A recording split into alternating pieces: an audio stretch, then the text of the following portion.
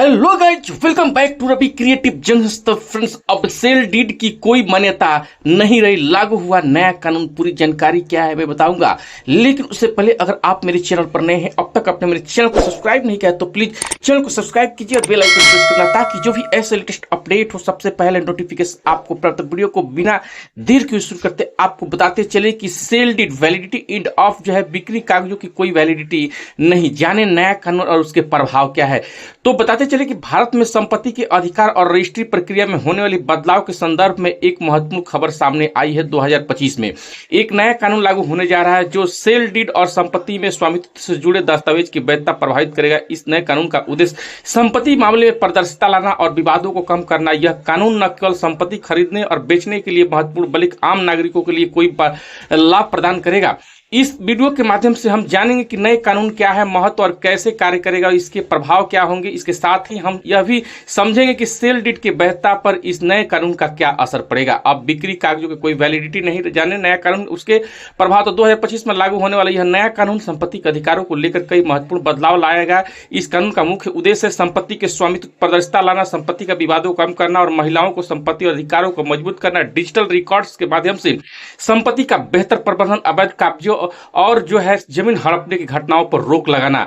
तो आपको बताते चले कि नए कानून के तहत आवश्यक शर्तें जो है, नए कानून के तहत जो है संपत्ति में हक पाने के लिए आपको निम्नलिखित शर्त पूरी करनी होगी।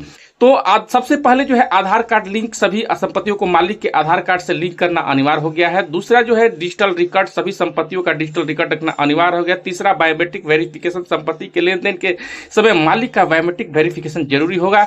चौथा जो है वीडियो रिकॉर्डिंग, संपत्ति के रजिस्ट्रेशन की पूरी प्रक्रिया वीडियो रिकॉर्डिंग की जाएगी। पांचवें ऑनलाइन वेरिफिकेशन, संपत्ति से जुड़े सभी दस्तावेज का ऑनलाइन वेरिफिकेशन किया जाएगा। नए नियम का प्रभाव आपको बताते चले कि नए नियम का प्रभाव जो है विभिन्न स्तर पर पड़ने वाला है। पारदर्शिता, डिजिटल प्रक्रिया से पारदर्शिता बढ़ेगी जिसमें लोगों को अपने अधिकारों का जानकारी आसानी से मिल सकेगी। और धोखाधड़ी पर रोक, आधार लिंकिंग और वीडियो रिकॉर्डिंग से फर्जीवाड़ा करने की संभावनाएं कम होगी। समय की बचत, ऑनलाइन प्रक्रिया से लंबी लाइनों में समय बर्बाद नहीं होगा।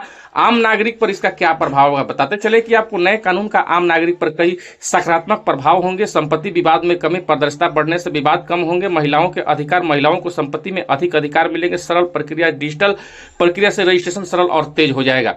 तो आपको बताते चले कि इस नियम से जो है स्पष्ट होता है कि सरकार संपत्ति के मामले को लेकर गंभीर है और वह पारदर्शिता लाने की दिशा में कदम उठा रही है। हालांकि यह भी ध्यान रखना आवश्यक है कि इस प्रक्रिया को सफल बनाने के लिए सभी नागरिकों का सहयोग करना होगा। तो आपको बताते चले कि जैसे कि सरकार ने जो है कानून में जो है कुछ बदलाव कर रहा है। और सबसे पहले नए कानून संपत्ति का मुख्य बातें को भी जान लेते हैं।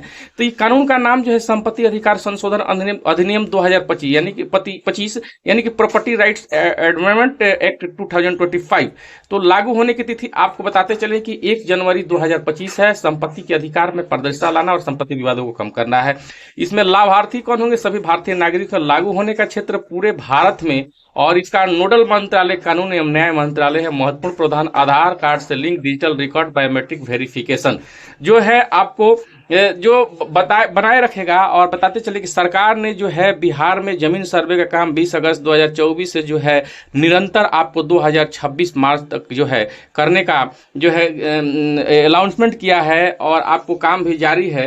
तो आपको बताते चले कि इस जो है यह जानकारी वर्तमान समय में उपलब्ध तथ्यों पर आधारित है। नए कानून का वास्तविक प्रभाव समय के साथ स्पष्ट होगा। इसके लिए वास्तविकता मानकर चालन उचित नहीं होगा। तो उचित होगा कि आप आधिकारिक वेबसाइट को एक बार जरूर विजिट करें। जय हिंद।